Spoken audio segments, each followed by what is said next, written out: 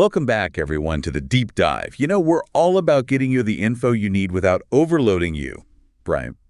And a lot of you have said you're really into post-apocalyptic stories, but who has time to read all those reviews, right? Yeah, information overload is a real struggle these days. Exactly. So that's what we're tackling today head on. This time we're diving into Lost Lands 2025, Post-Apocalyptic Triumphs and Troubles. Just going by the title, sounds pretty intriguing, right? It does have that classic post-apocalyptic ring to it. For sure.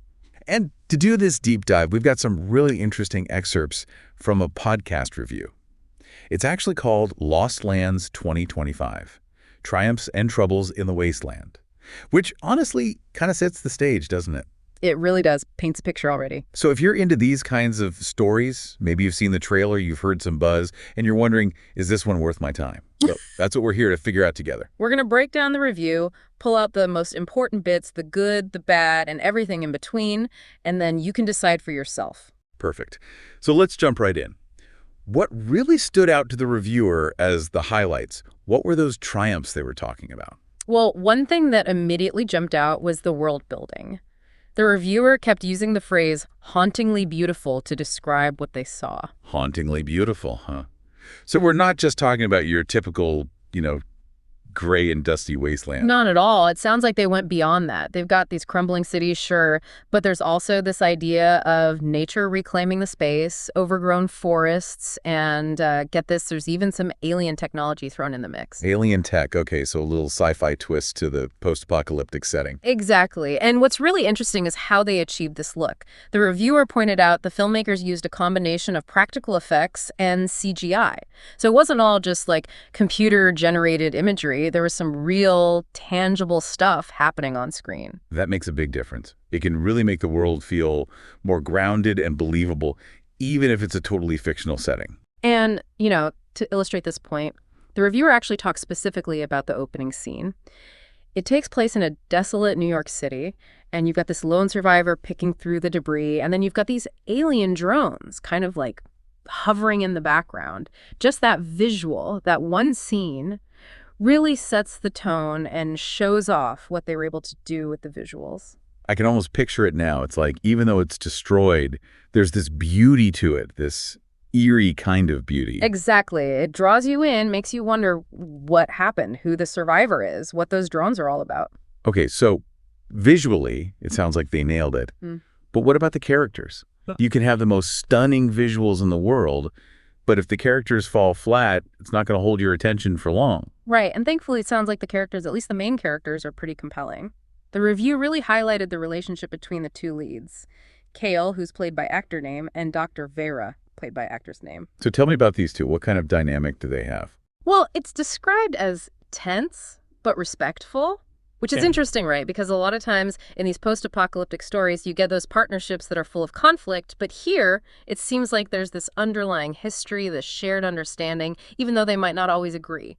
So a little more nuance to their relationship than just like the typical bickering survival duo. Yeah, exactly. The reviewer specifically mentioned that their dialogue felt genuine and the way they interacted felt authentic, not forced. So that's something I think we can appreciate. Characters who feel like real people, not just, plot devices. Absolutely. And when you've got those strong characters, those relationships that you can connect with, it just makes everything else so much more impactful, right? Even the action sequences. Yeah, speaking of action sequences, there's one in particular that the reviewer called out. It's this chase scene that takes place in, get this, a derelict subway system. And they're being pursued by these biomechanical alien hunters. Okay, so we've got the abandoned subway setting, always creepy, and these like part machine, part alien hunters. Yeah, the reviewer said it was thrillingly choreographed, which suggests they really put some effort into making it a visually stunning and exciting sequence. And, because we've got those strong characters, we're already invested in them, it just makes those high-stakes moments even more intense. You're on the edge of your seat wondering if they're going to make it out. Right, and it's not just about the physical action either. The reviewer also mentioned a moment in the third act where one of the characters makes a sacrifice, and they said it was emotionally impactful, and they specifically attributed that to the strong performances. So it seems like those character-driven moments really hit home. Okay, so we've got this visually stunning world. These really compelling characters with great chemistry. It's sounding pretty good so far. But remember the title of that podcast review?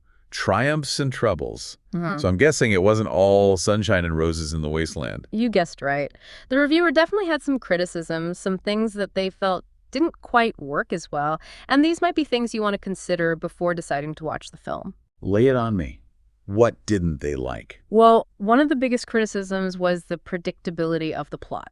They specifically called out the whole Quest for Eden storyline as feeling formulaic. Yeah, that is a pretty common trope in post-apocalyptic stories, the search for this mythical safe haven. Right, and for some viewers, that might be a bit too familiar, too predictable. It raises the question, are you looking for something totally original, or are you okay with a more classic storyline as long as it's well executed? Good point.